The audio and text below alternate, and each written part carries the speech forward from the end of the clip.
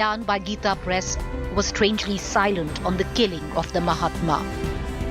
However, Hanuman Prasad Podar was honoured with a postage stamp by the P.V. Narasimha Rao government in 1992. Bureau Report, India Today. All right, let's cut across to our guest this evening. Joining me is Devi Dayal Agrawal. He's the Gita Press trustee. I have Sanjay Jha, political analyst, Sanju Verma, national spokesperson, Bharatiya Janata Party, Rahul Srivastava, national affairs editor, India Today. I want to cut across to Mr. Devi Dayal Agrawal first.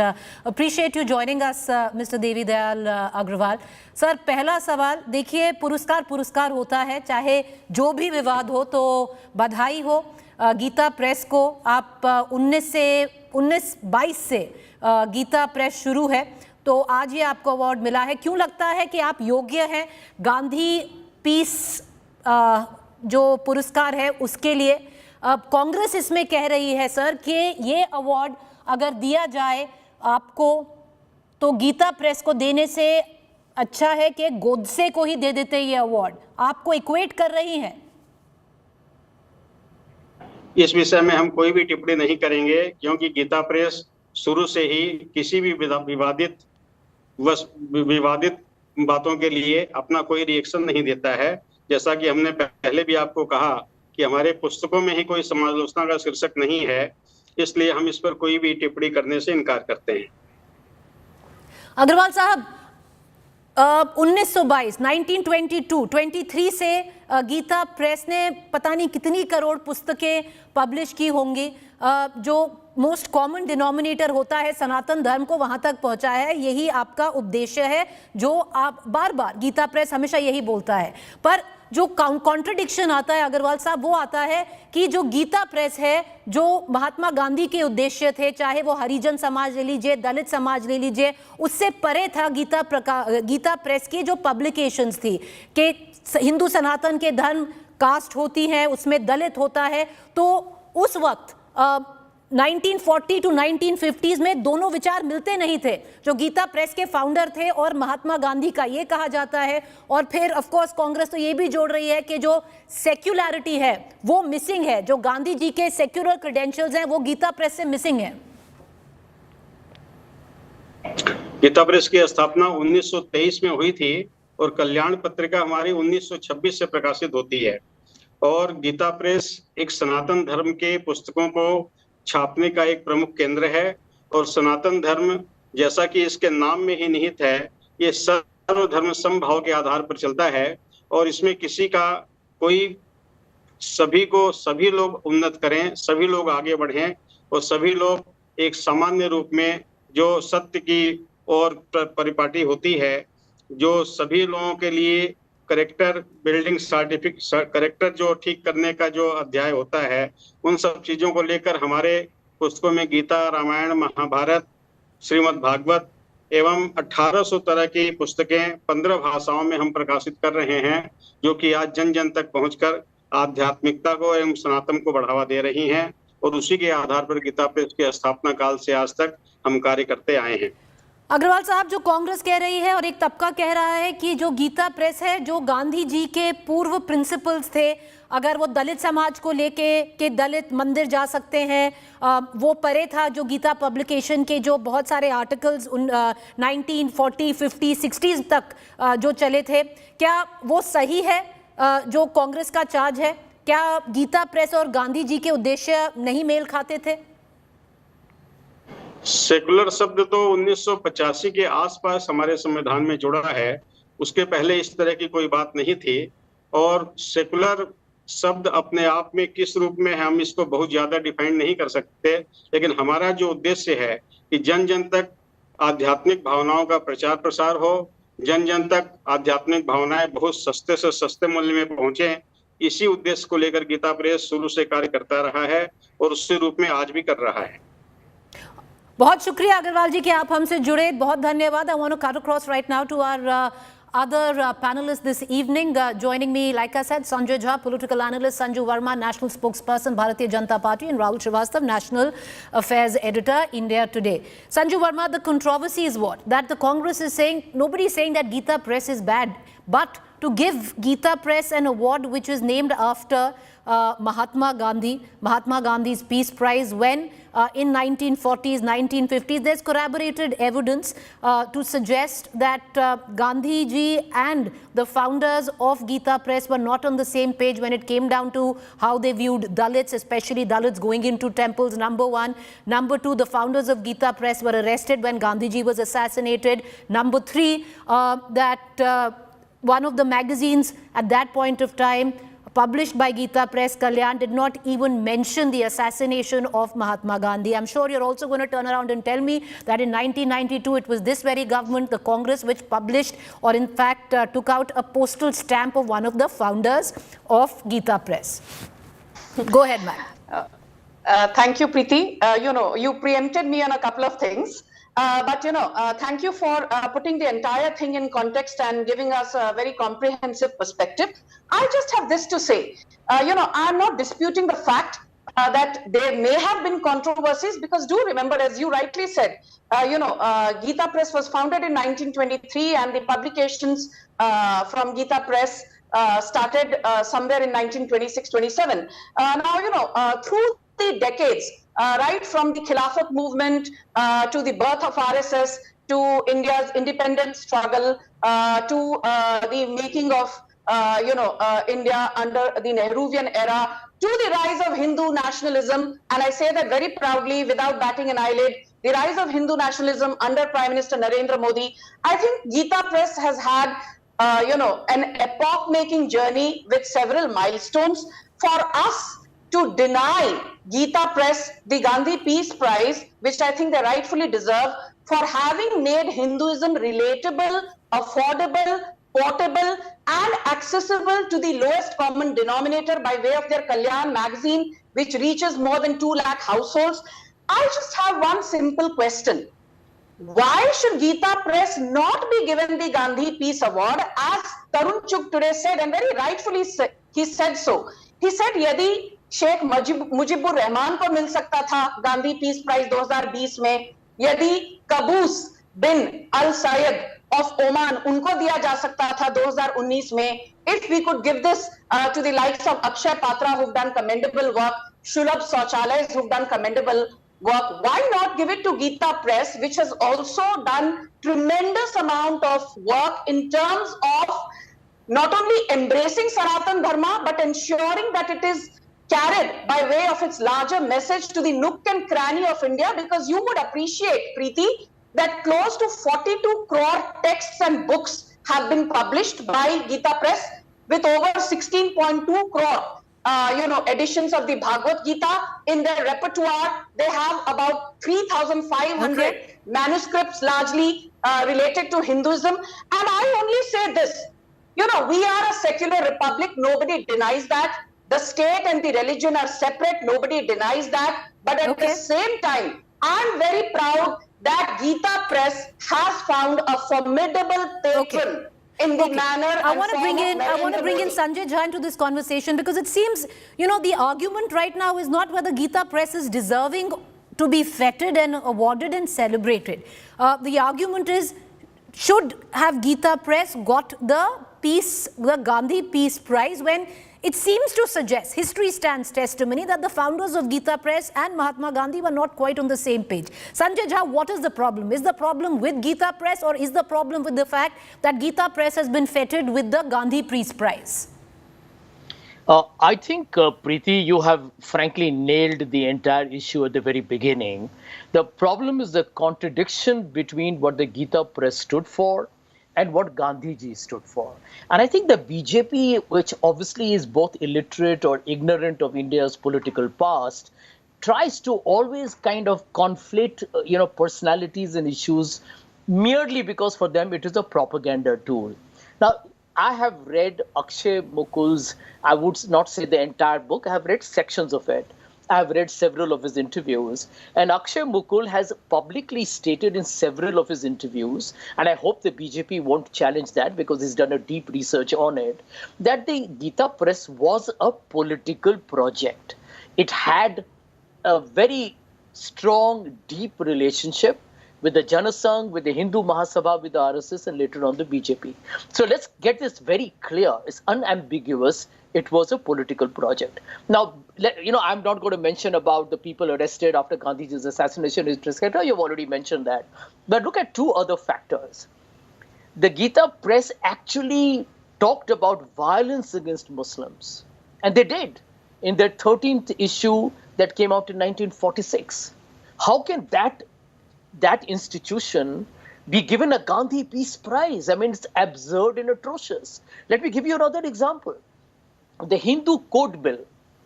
The Gita Press, or I would say here Kalyan, the magazine or the newspaper, attacked Baba Sahib Ambedkar because they thought he was the brainchild or the brain trust of the entire reformative Hindu personal law. So you're finding here examples where the Gandhi's tolerance for the Dalits and the Adivasis, etc., and the Harijans, and you look at Gandhi's entire approach to ensuring that the caste system in the country had to be challenged was exactly diametrically opposite of what was happening here.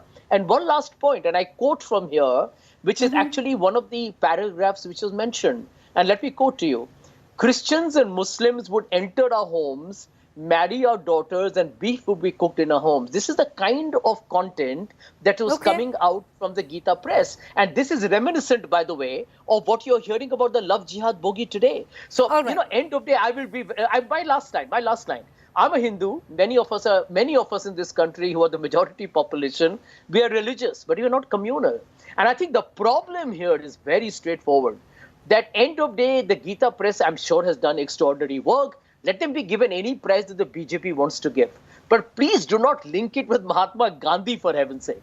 Okay. Now, I want to bring in Sanjay Verma. I know you want to come in, but I just want to bring in Rahul Srivastav into this conversation to maybe give some political context to this award. Rahul, do you think the Congress somewhere down the line has misplayed their argument when they attacked Gita Press? Because if you do look at the majority population of this country, Rahul, have grown up on Gita Press, where if somebody wanted to buy the Gita, you'll fall back and say, make sure it's by Gita Press. Or if you wanted to buy any religious, literature, it would be say, make sure it's by Gita Press. Nobody is questioning whether Gita Press deserves to be awarded, but to give it an award by Gandhi, where history stands testimony that Gandhi really wasn't on the same page with the founders of Gita Press on multiple issues. Preeti, I think this whole issue has multiple layers of confusion and political notes to it.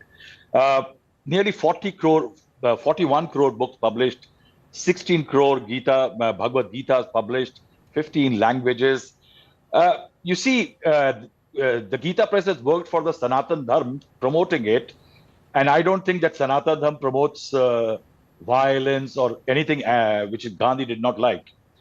The fact remains is that I think it is regarded by several Gandhians as a player in the theater of Hindu nationalism. That's the objection. And the objection is that it is not just on the basis of color of faith, but also caste and creed.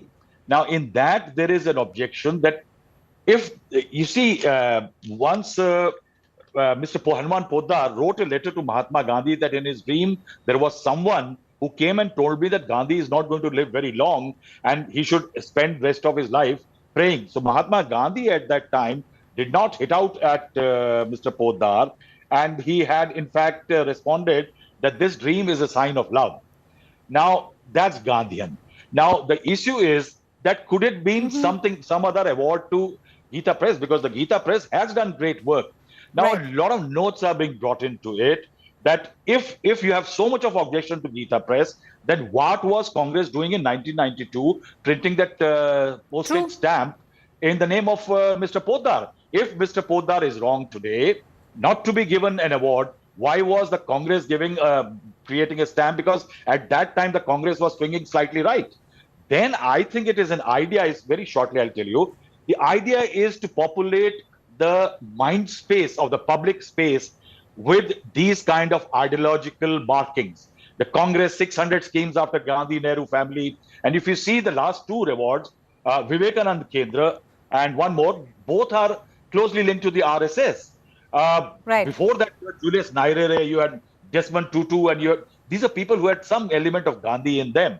But I think it's been happening. Policies are being named after RSS, leaders of the RSS pantheon. Right. So, Sanju and Verma, right. policies are being changed. In Chhattisgarh, for example, RSS policies and policies named after RSS are being True. changed to Indira Gandhi and Rajiv Gandhi.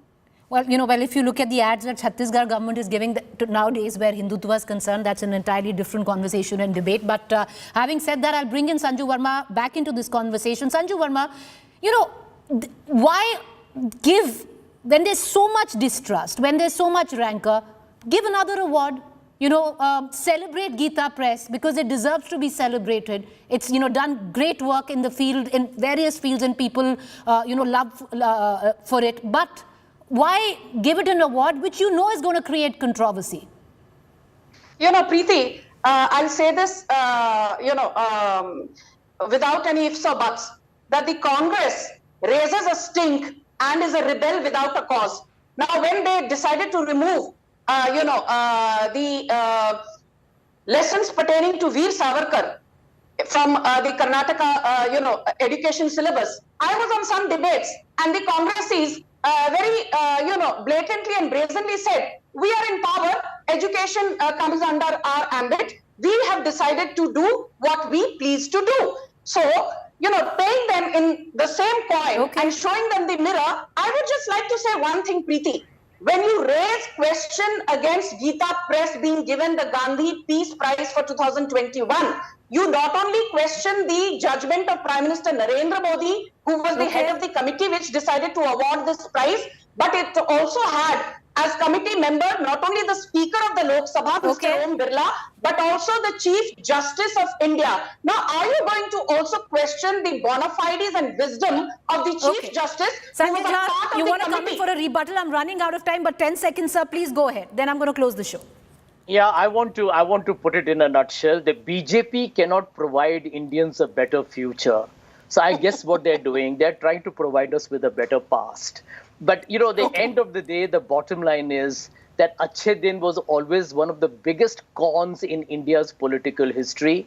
And today there is an attempt to try and and create Mr. Jha, I think indication of Achhe Din. You are still suspended. Okay. You are still suspended, and that is the biggest indication of Achhe Din. Madam, don't get personal. There's no point. There's no point getting personal. No. Madam, don't get personal. Please don't get personal.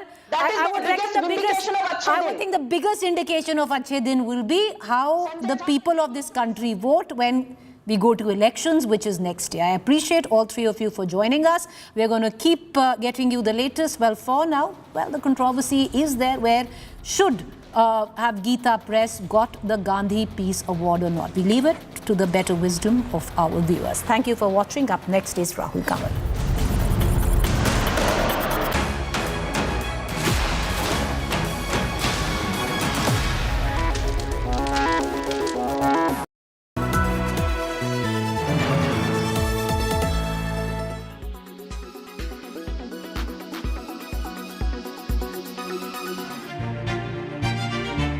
A 21-gun salute, state banquet, congressional speech,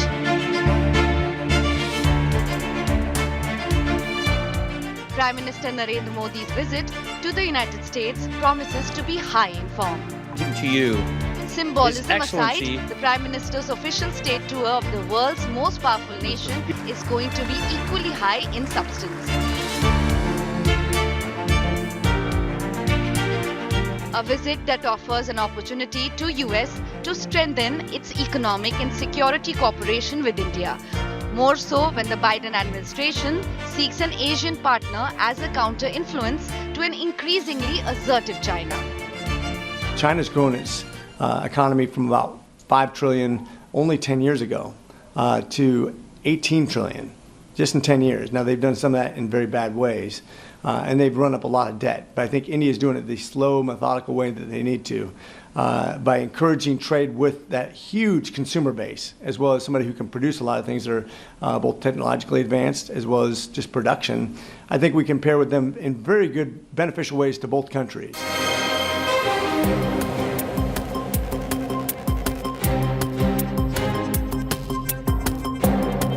India's economic system has changed for better in the past 9 years. Supply chains and industries better linked than before. A more resilient industrial production also in place. India prepared to talk to the US from the position of strength during the upcoming visit, especially in the areas of critical and emerging technologies, high-powered computing and regulatory barriers coming in its way.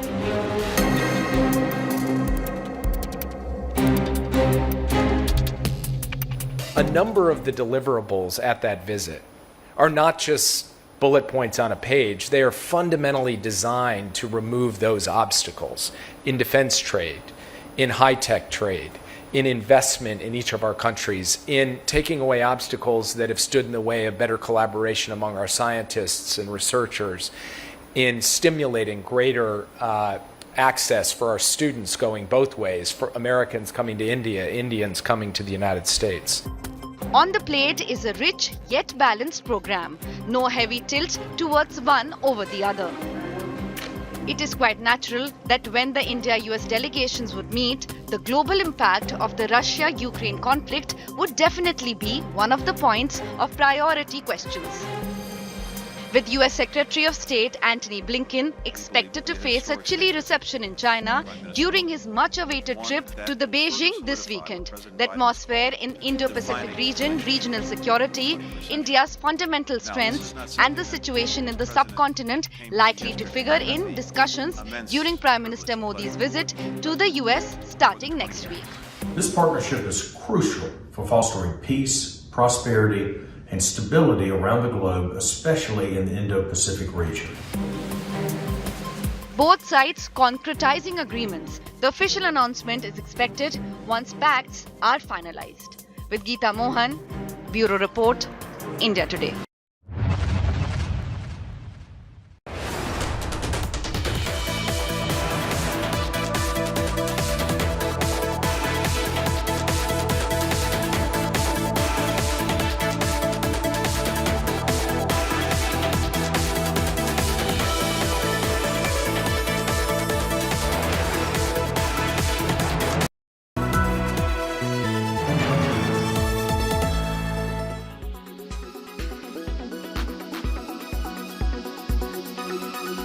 We often slather oodles of sunscreen on our faces in summers.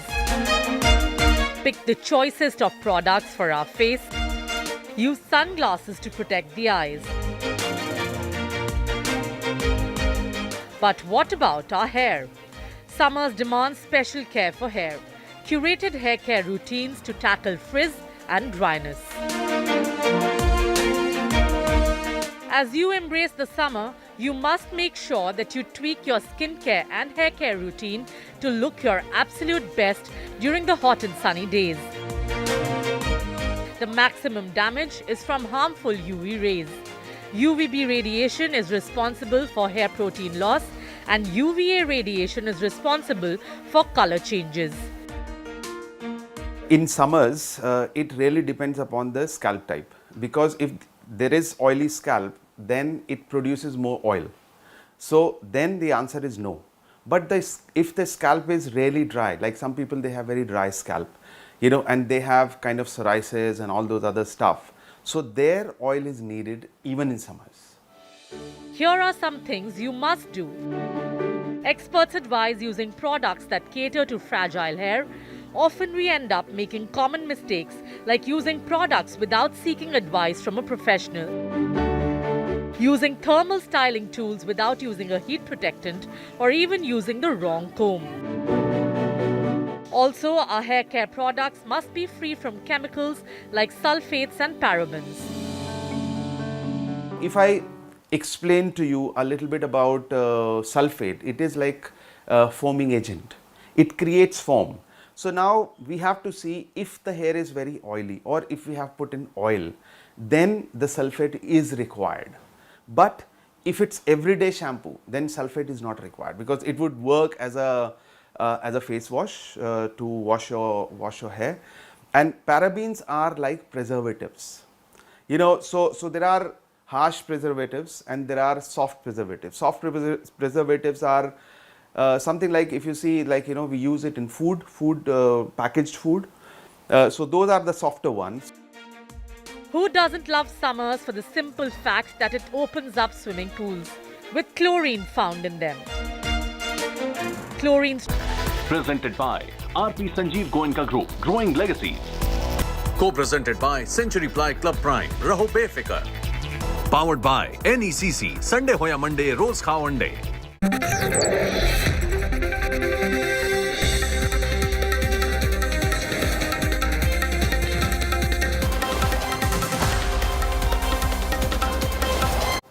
Hello and welcome. You're watching the news track. I'm Rahul Kamal. On the show tonight, we're looking ahead at Prime Minister Narendra Modi's big visit to the United States, his first state visit, President Biden's only third state visit since he assumed office. A massive deepening of Indo-American ties is my top focus on the news track this evening.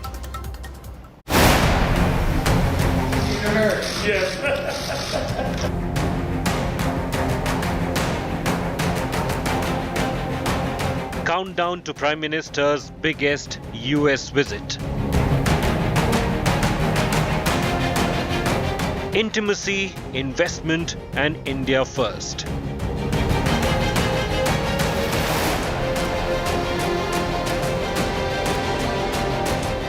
All eyes on the Biden-Modi meet. India has earned this high table. India's rise in a collapsing world. Modi, Biden to shape new reality.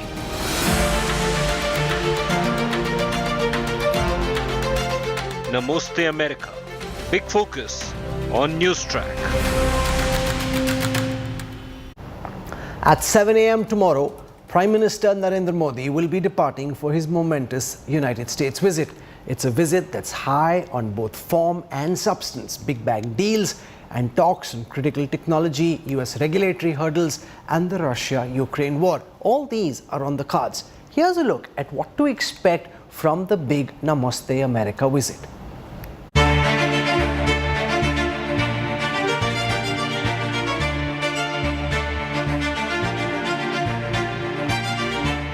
A 21-gun salute, state banquet, congressional speech,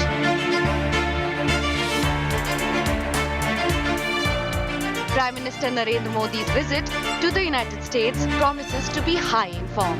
To you. Symbolism aside, the Prime Minister's official state tour of the world's most powerful nation is going to be equally high in substance.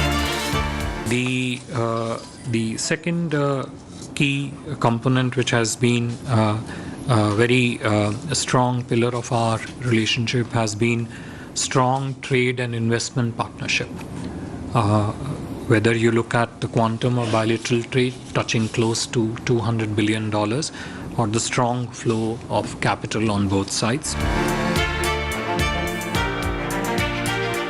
A visit that offers an opportunity to US to strengthen its economic and security cooperation with India. More so when the Biden administration seeks an Asian partner as a counter-influence to an increasingly assertive China.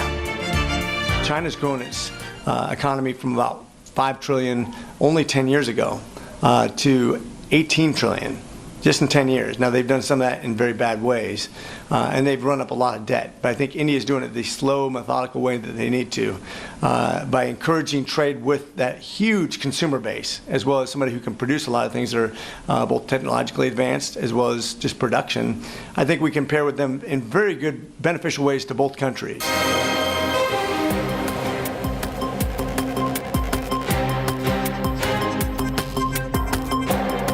India's economic system has changed for better in the past 9 years. Supply chains and industries better linked than before. The second key component, which has been a very strong pillar of our relationship, has been strong trade and investment partnership. Whether you look at the quantum of bilateral trade touching close to $200 billion or the strong flow of capital on both sides. a more resilient industrial production also in place. India prepared to talk to the US from the position of strength during the upcoming visit, especially in the areas of critical and emerging technologies, high-powered computing and regulatory barriers coming in its way.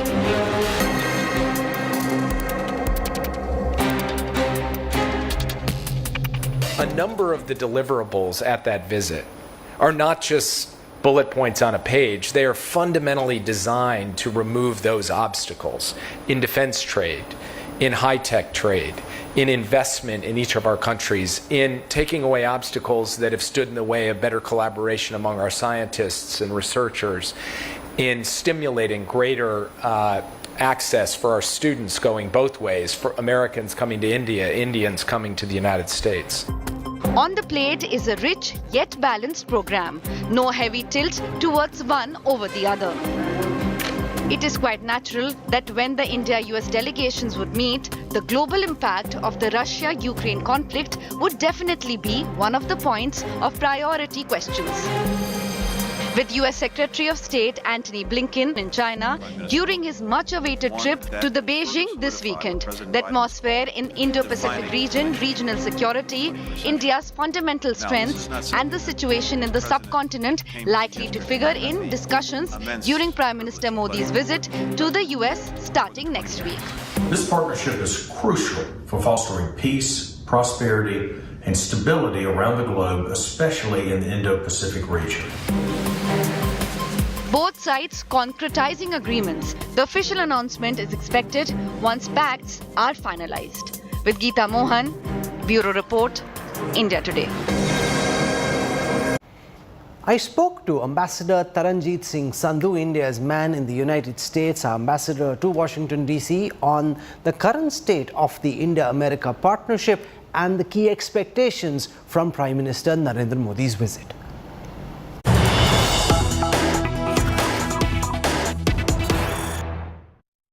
Hello and welcome.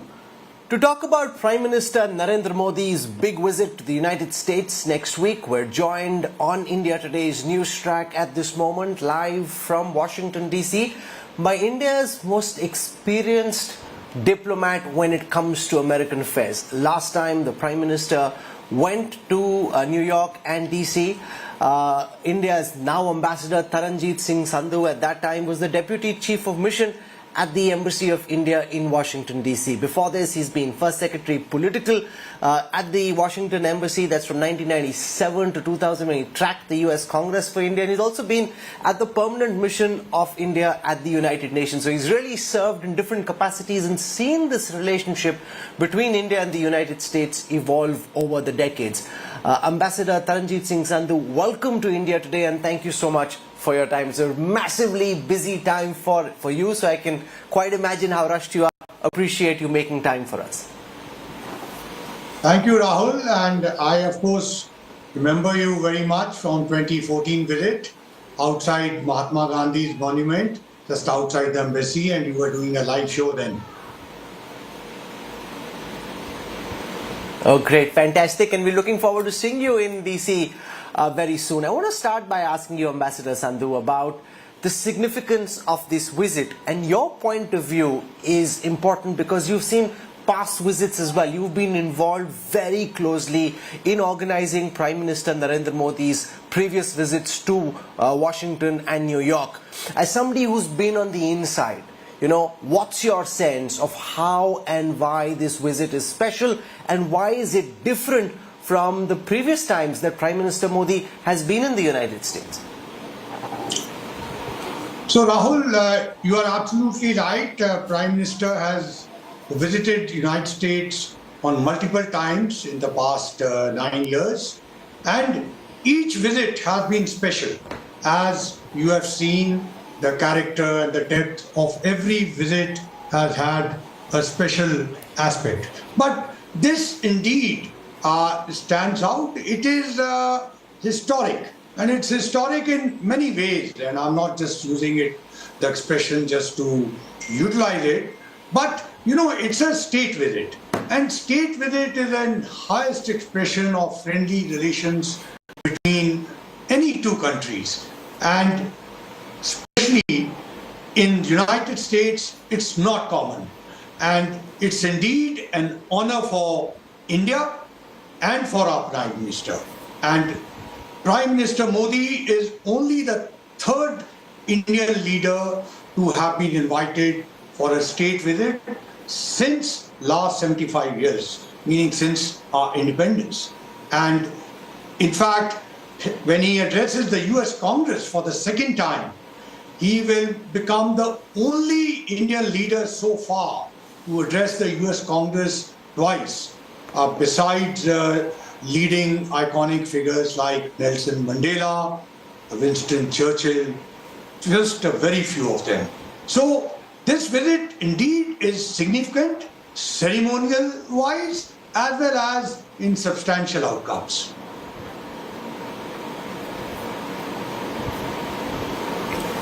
You've been speaking to many senior officials in the Biden administration, and President Biden, since he came to power, hasn't done too many state visits. This is only the third: the South Korean president, Vladimir Zelensky, and then the Prime Minister of India. So the significance of the state visit, not just in a 75-year context, but in the context of the Biden administration, and what's your sense of why the government in Washington DC at this moment seems to be laying out the red carpet for Prime Minister Modi and for India? Rahul, I think the message is loud and clear. United States and India are taking the partnership to a higher orbit. I think the visit is an escalation of our partnership, and it actually is going to transform. You know, we have had a relationship with the United States, especially since the late 90s, but broadly it has been a kind of a buyer-seller market. But this time it's going to go in a different level of partnership. And I'm sure I'll get an opportunity to come to that.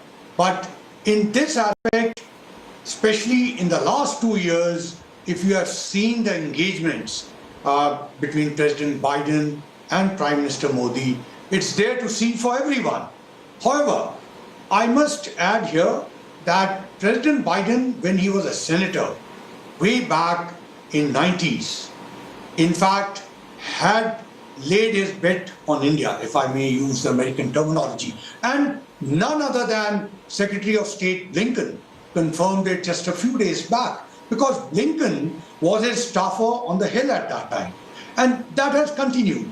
If you take a look when Prime Minister Modi came in 2014, and you will recall at that time, Vice President Biden had hosted a lunch for him. In 2016, he participated, he in fact presided over the joint session of US Congress. So in a sense, this has been an escalation, but just look at this just last 1 month. You have had Defense Secretary Austin in Delhi, you have had National Security Advisor Sullivan there, you have seen Foreign Secretary Quatra here. There have been tangible outcomes. And that's why when I told you that on the substantive part, look at the ISET launch. You know, technology is becoming the key. And technology is only shared if you have confidence and trust between two countries. That's why when I said the level is reaching much higher. There is trust and confidence between. So you mentioned a few things. I want to take them one by one. You mentioned the initiative on critical and emerging technologies. We've been hearing a lot about this in the last year or so. But people who are watching you at this time would wonder, what is the actual takeaway? There's been a lot of talk between the two countries on critical and emerging technologies. But what does this mean in the real world? What does India get now from the United States, which it didn't have access to technologically earlier? So Rahul, as I said, we certainly need to take a bigger picture and have a clear idea on what's happening in this relationship. It's not called the most consequential partnership just for nothing. Let me tell you some concrete areas in which cooperation is happening. Let's start with healthcare. You know, healthcare cooperation today has deepened very much, and especially during the COVID time. When we talk of healthcare, keep in mind affordable healthcare, affordable medicines, affordable vaccines. You may be surprised that 50% of generic drugs in the United States are actually produced by Indian companies. So if you go to a pharmacy in the United States and ask for a paracetamol, something which very ordinary people use, you will see made in India. That's the kind of penetration. Similarly, go for vaccines. Look at the rotavirus. Look at the latest vaccine on COVID, Corbavax. The cost of these from $60 have come down to $1 after bulk production is being done in India. And it also creates jobs and capacity in India. So similarly, if we come to IT, digital, innovation, startup energy, etc., this basket, and I will come to ISET specifically. Again, there is a whole lot of synergy here. Look at the energy basket. Within energy, you have renewables, solar. In fact, one of the biggest solar production is being set up in Tamil Nadu by First Solar, and that is being financed by DFC. There are so many examples. Look at the iPhones, etc., etc. And also the fourth, education and knowledge partnership. I'm sure we'll get a chance to get to that. But do keep in mind, there are 200,000 Indian students here, 2/3 of them in STEM areas.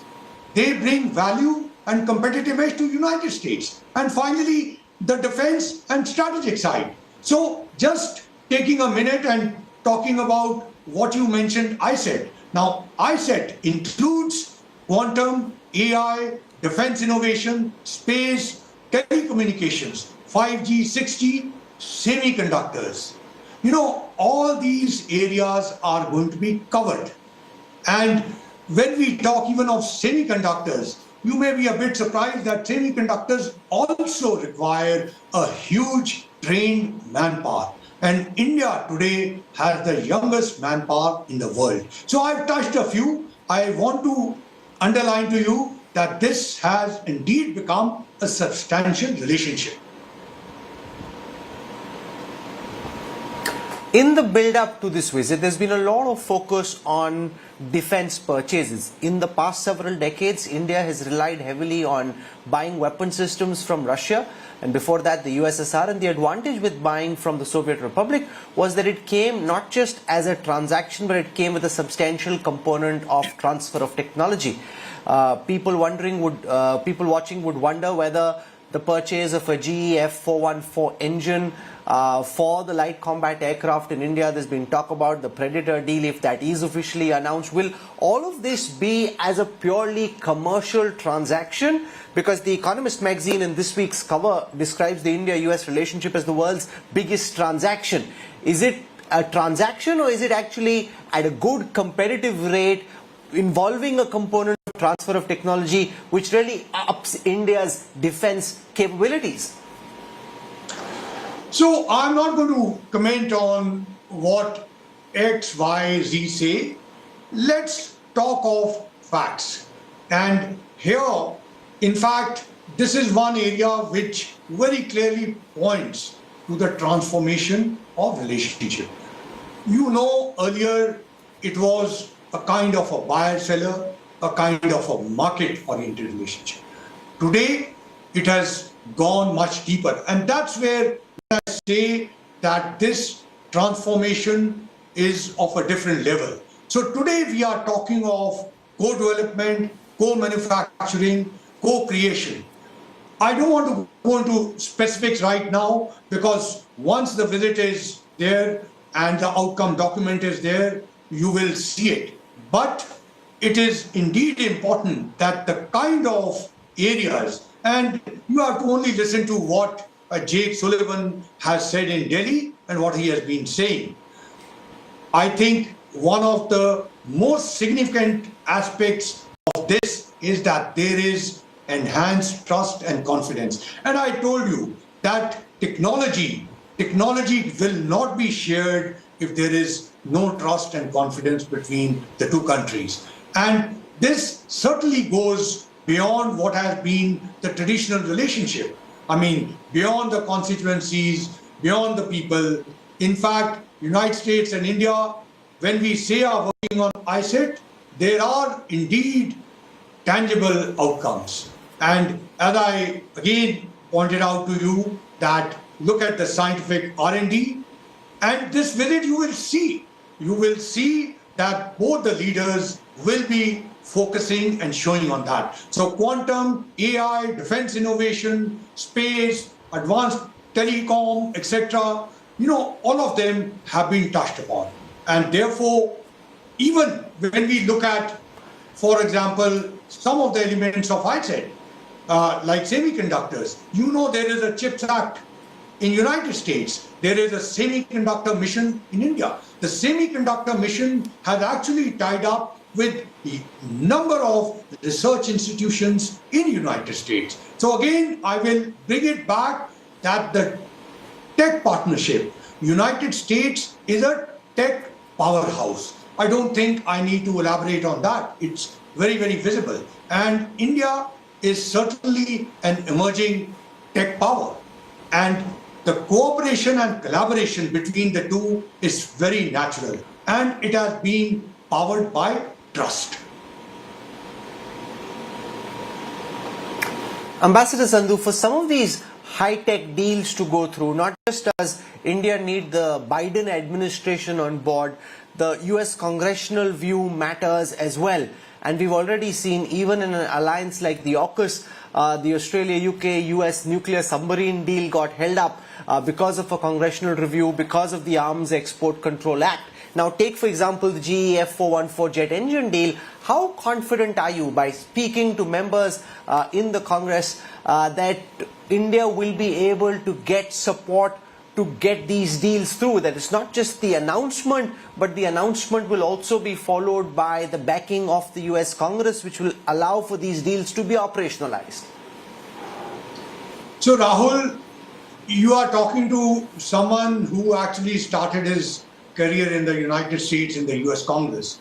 And look, the doomsday scenario from the 90s, from the days Burton Amendment used to be put in, and etc., etc. Everyone used to be talking about that. And in a different way, look where we have come.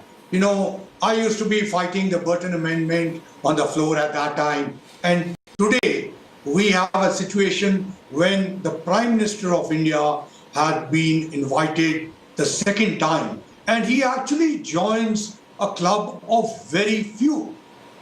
Look at the facts. And that letter of invitation was bipartisan. It was actually signed the day after there was a huge vote on the US Congress. And I don't want to go into that domestic part. Look how India united all the four leaders to come together. And look at the letter. Look at the warmth that was expressed. So I'm talking of facts. I am not saying the challenges don't come. In any democratic polity, the challenges come. But I think there is a clear expression. Look at the way congressmen and senators are coming out and welcoming Prime Minister Modi. In fact, his invite to come to the Hill and speak also indicates that there is a lot of interest in the India story. People are very, very keen to listen to him. And what you are saying, whatever comes, we will certainly face it and it will go well. I think expression on the Hill for having the Prime Minister come there and speak to them itself is reflective that there is a bipartisan support across the aisles in the US Congress. And that's very reassuring to hear, and that would be very useful in the future as well. There are, of course, topics which are of interest to people at a macro level and a more micro level. Many of our viewers would be interested in the status of visas. Work visas, like the H-1B visa in the United States for Indian professionals, is that at all on the agenda? Also, the waiting time to get American visas for Indian citizens traveling for different purposes to the US. So is there an effort to try? I spoke to the US ambassador in India, Eric Garcetti, and he said it's a key priority for the Biden administration and for him personally to try and reduce these periods. But is that at all something which is coming up for discussion at an official level? So I was about to say that this is a question for my good friend Eric Garcetti there, but I know you asked him during the interview. In fact, during the visa crisis, I used to often tell my American friends here that the people in India, the young in India who are actually asking for visas are the best friends of United States. So therefore, whatever can be done to facilitate that should be done. I believe that during this visit, a number of initiatives are definitely up for discussions and also for implementation. But I'm sure Eric has spoken to you about it. But I do want to also take this opportunity to mention to you that there is a huge interest in US universities about collaborating and tying up with Indian institutions. And this is not, I just mentioned to you that there are 200,000 Indian students here, 2/3 of them in STEM areas. Similarly, there is more desire to have Indian students. But I am not only talking about Indian students. Under the new education policy, there is much more increased interest in actually having campus-to-campus relations with Indian universities, having intertwining of degrees, having joint research work, etc., etc. And that all is being made possible by the new education policy. And therefore, I think this aspect of connecting the young on both the sides is very important and very critical.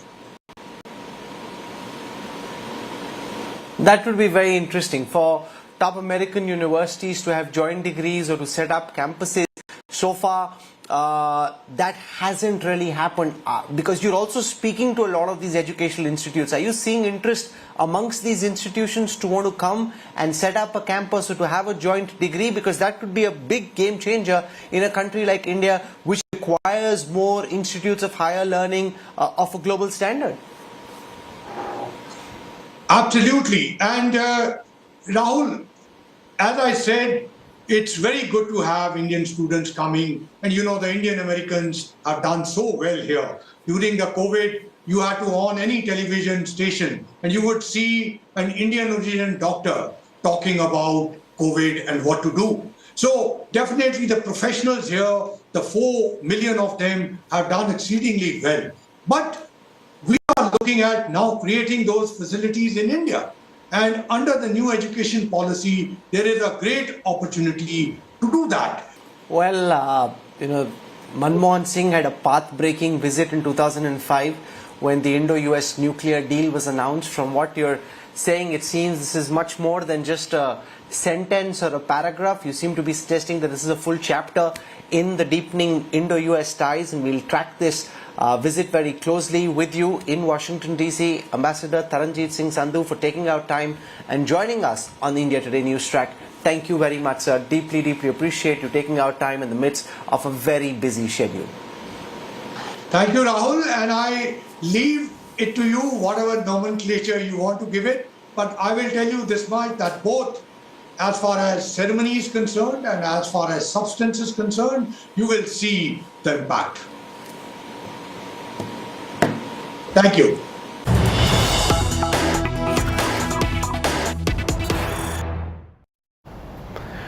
Chants of Modi, Modi are already reverberating in the United States. The diaspora is eagerly awaiting the arrival of Prime Minister Modi. A mega unity rally was held in Washington, D.C. The Prime Minister is known for his unmatched connect with the diaspora. So naturally, this time as well, the excitement is palpable.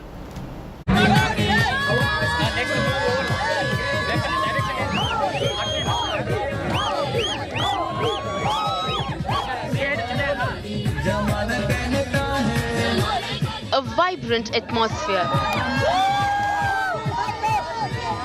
An atmosphere of anticipation and excitement fills the air. The Indian diaspora in the United States preparing to extend a resounding welcome to Prime Minister Narendra Modi.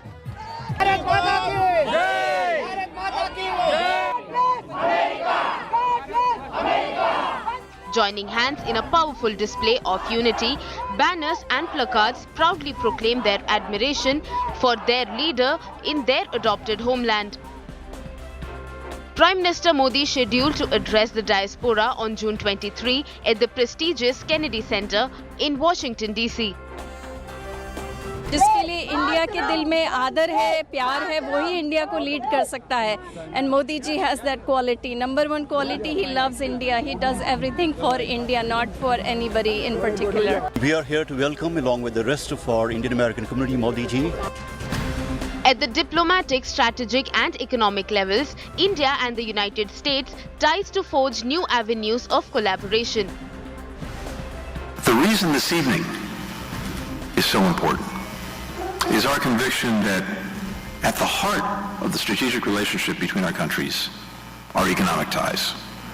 And under the leadership of President Biden and Prime Minister Modi and private sector leaders in this room tonight and beyond, it is growing stronger by the day. There's innumerable reasons why India certainly matters, not just bilaterally between the two of our nations, but multilaterally on very many levels. And the President's looking forward very much to having Prime Minister Modi here to talk about all those issues and to advance and deepen that partnership and that friendship. Prominent voices of foreign policy matters have described Prime Minister Modi's visit starting June 21 as a pivotal moment in the India-US relationship. Welcome to Washington, D.C., Prime Minister Modi. The Prime Minister's state visit is a significant moment in the U.S.-India relationship. I have many fond memories of my visit to India in 2019. I hope Prime Minister Modi will have the same opportunities to experience all the richness of the United States during his visit. India's arrival on the global stage a tangible reality.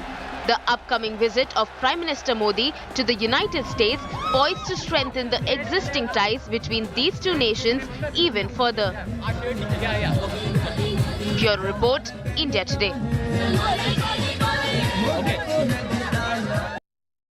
When President Joe Biden met Prime Minister Narendra Modi on the sidelines of the G7 meeting in Japan, one of the things he told Prime Minister Modi was that he was under immense pressure because all manner of people were approaching him asking for tickets to the state dinner that President Biden will be hosting for Prime Minister Narendra Modi next week. The American ambassador to India, Eric Garcetti, told me when I interviewed him that this is the hottest ticket in town. And joining us now on the news track is a man who has one of those hottest tickets in town. Ricky Kedge joins us, three-time Grammy Award winner, Bangalore-based Indian music composer and ace musician. Thank you very much, Ricky, and welcome to the news track. Thank you so much for having me. You have your hands on that one ticket that most in America and many in India are deeply coveting. So is this something you were expecting or has this come as a bit of a surprise to you? No, it did come as a huge surprise to me because I'm in America currently for a concert at the United Nations General Assembly Hall. I just completed that concert 2 nights ago, and also I was given the United Nations Goodwill Ambassador status over there with, through the President of the General Assembly. And I'd stayed back in New York for a couple of days. And then yesterday, I was just very surprised to see in my email that there was an invitation from the White House, a formal invitation inviting me to this particular event to welcome Prime Minister Modi. So it was a hugely exciting moment for me. That's quite awesome. I mean, everybody would like to see one of these emails come in just now, and there's a massive clamor. So you're amongst the lucky few who will get it. It isn't certain what the numbers are.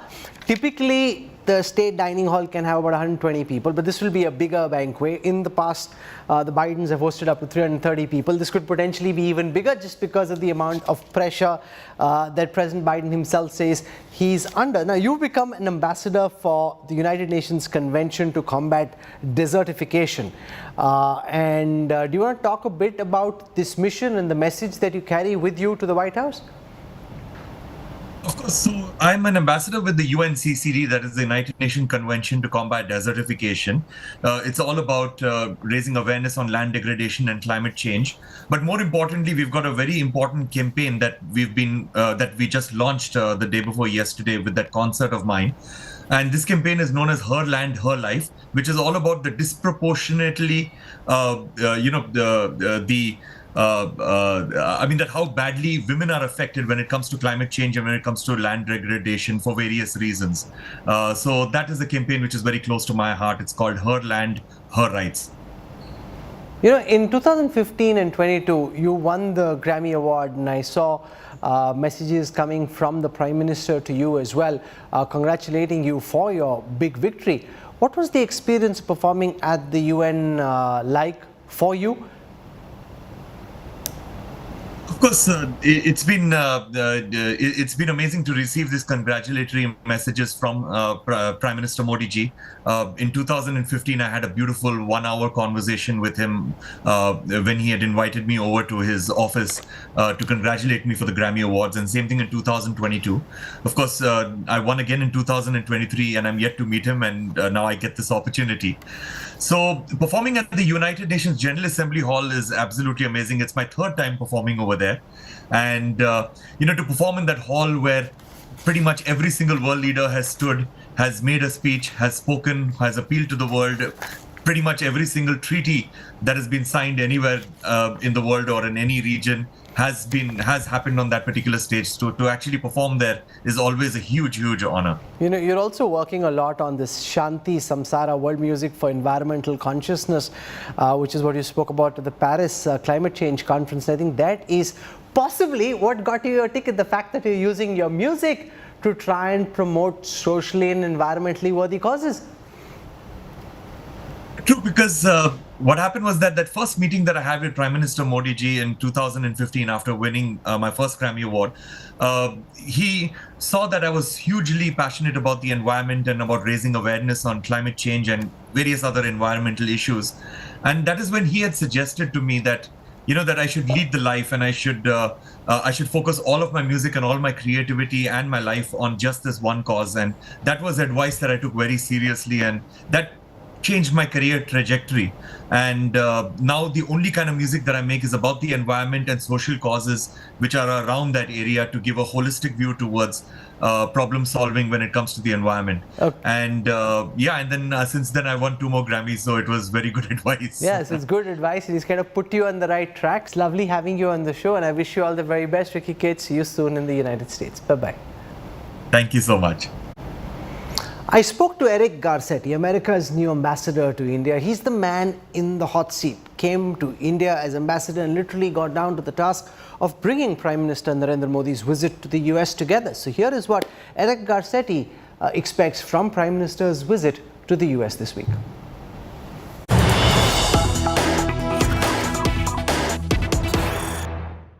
To talk about Prime Minister Narendra Modi's big state visit to the United States, we're joined in New Delhi by the US Ambassador to India, Eric Garcetti. Mr. Garcetti, welcome. And it's fantastic to see you in person. All of us in India have been waiting for you for so long, so it's really great to have you here. Well, it feels like home. Thank you. It's so much has changed, but the warmth of India has not. Oh, fantastic. We've seen a massive build-up to Prime Minister Narendra Modi's visit. The National Security Advisor, Jake Sullivan, was here. Do you want to give our viewers at India Today a sense of what they should expect? What do you hope would be the big takeaways of the Prime Minister's state visit to the US? Well, I think it's a historic visit, but it's also at an historic moment, an historic time, not just in the friendship between the United States and India, but even in the world, the global challenges we face, everything from climate change to war. How do we have what I call the 4 Ps? Peace, prosperity, our planet, and people. And I think this visit will focus on how India and the United States can be a force for good in each of these, creating more peace, building more prosperity, protecting our planet, and connecting our people. The US Defense Secretary was here. The National Security Advisor's been here. Some of the key outcomes are being kept guarded, but can you give us a sense of what people should expect in terms of the key announcements that are likely to be made during the Prime Minister's visit? Well, I think no surprises to all of your viewers and to folks who have been watching this relationship. We've been deepening our military cooperation, whether that's defense production, our technologies, our training. All of that is a really important piece of deterring bad actors, but also strengthening our own defense in the Indo-Pacific region. Second, you're going to see, as we just saw with the National Security Advisor's visit, technology. How can India, which is brilliant on technology, and America, which has cutting-edge universities in technology, use technology as a force for good? So I think you'll see things around how do we ensure that our cell phones are used to protect us and connect us, not to oppress us? What can we do to have critical minerals move forward so the supply chain is diversified? And what can we do to lessen some of the trade wars that even at a small level we've seen burn for decades between the US and India? And then I think when it comes to the people-to-people, we're going to see, I think, some agreements to move forward on climate at work. We're going to see agreements on education, and hopefully some good things that will connect our people with fewer wait times for folks who are looking to travel to the United States, whether it's as students or whether it's as immigrants. That's a big issue here. People Absolutely. Waiting for visas. And a priority of mine. Oh, great. Fantastic. Hopefully you can resolve some of those niggles. Prime Minister Modi has been to the United States earlier. This is his first state visit, though. Yes. Do you want to give us a sense of how important this is in the U.S. scheme of things, this relationship with India and this particular moment? I think this is the most critical relationship growing in the world today. And I think that this visit reflects that.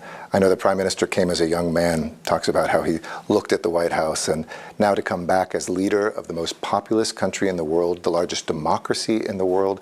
I hope that this will really be a chance for people to see these are two countries that don't just do big things, we have values underneath them, the foundations of the things that we stand for, pluralistic societies, making sure that, like this interview, we have a press that informs us, looking at the ways we can empower women, take the poor and move them into the middle class, how technology can help us have opportunity. That will really be highlighted, I think, in a beautiful way, not just to improve India and the United States, but imagine what India and the United States can do together for the rest of the world. India-US ties are deepening at a time when tensions between Washington and Beijing and New Delhi are increasing as well. How do you see the India-US dynamic play out in the context of China trying to rise as a superpower and try and dominate its neighbors and the rest of the world? Well, I think that we share those values, that we should have a free Indo-Pacific region, freedom of the seas, that we should have protection of basic democracy and human rights. I think that we see our relationship not based on any third party. And I know India wants to have more peaceful relations with China. The United States wants to have more peaceful relations with China. But in the meantime, if we see any country out there acting against rule of law, acting against our interests, I think we have a deep friendship and in many ways a strategic partnership that says we will be there for each other in times of need. You know, you've come to India at a time when this massive visit's happening, and everybody's been waiting for your confirmation to happen for you to come here. How's your stint in India been so far? Because whether it's the Anthony Blinken, whether it's Jake Sullivan, whether it's the Defense Secretary, you had massive visits happening at a very high level. So you literally been thrown into the hot seat. I think every ambassador around the world, American ambassador, is jealous of how much attention India is getting.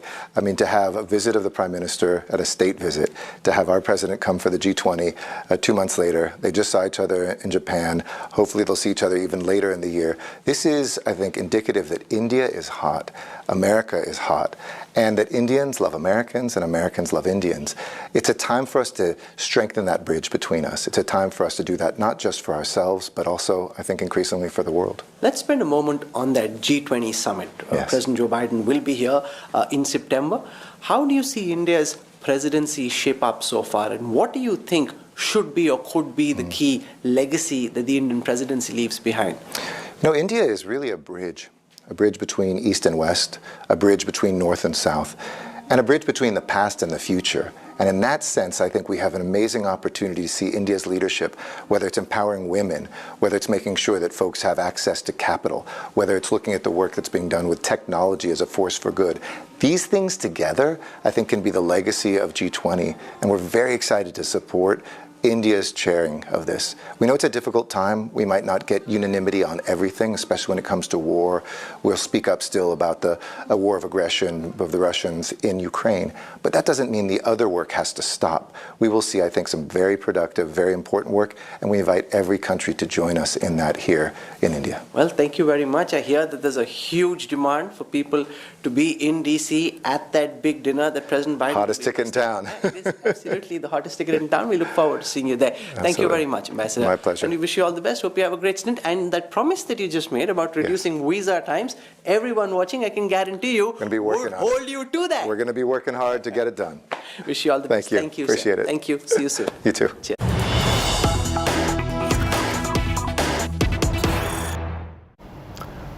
We're slipping into a quick break. When we come back, the Adipurush controversy rages on. Protests escalate. Dialogue writer Manoj Muntashir given security after he claimed there were threats to his life. Details on the other side.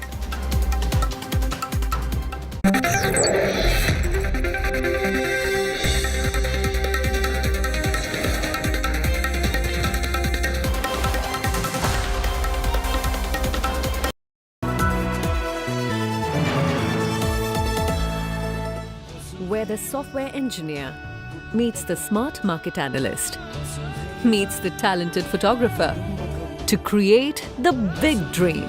The world comes together at Sharda University. So where are you?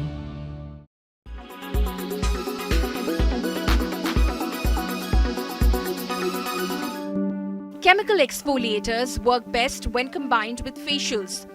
You know that a quality skincare routine is essential for maintaining healthy, glowing skin, especially in the summer months. Spending more time outside exposes you to more dangerous UVA, UVB rays, dangerous radicals, and unpleasant pollution, and all this can harm deep layers of your skin.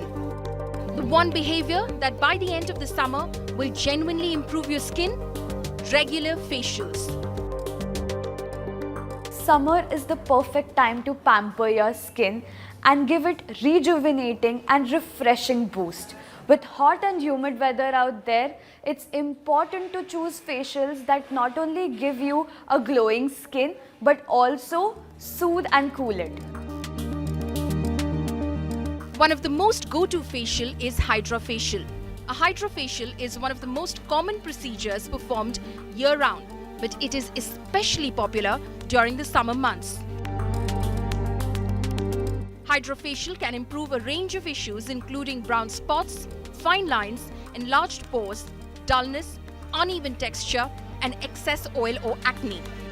This makes it a good option for patients in a wide age range. Hydrofacials utilize effective serums and infusions to help nourish and protect the skin. These serums contain antioxidants which help reduce damage from free radicals. This is especially important during the summer months when you are faced with more sun exposure. The serums used during a hydrofacial are chosen with each patient's unique skin type, goals and needs in mind. This allows each patient to see the results they're looking for. So I had opted for a hydrofacial, and this is how my skin is looking right now. It's glowing. I feel so rejuvenated and the complete experience was so soothing. So you guys should definitely try this out. With video journalist Abhishek Singh, this is Kshitija Gosavi for India Today.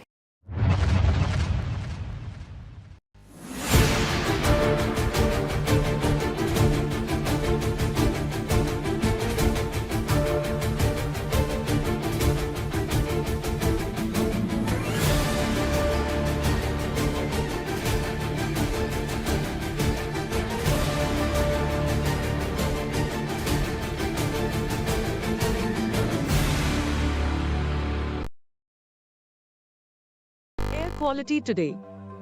In Delhi, 65. In Mumbai, 101. In Kolkata, 81. In Bangalore, 69. In Chennai, 23. In Hyderabad, 93.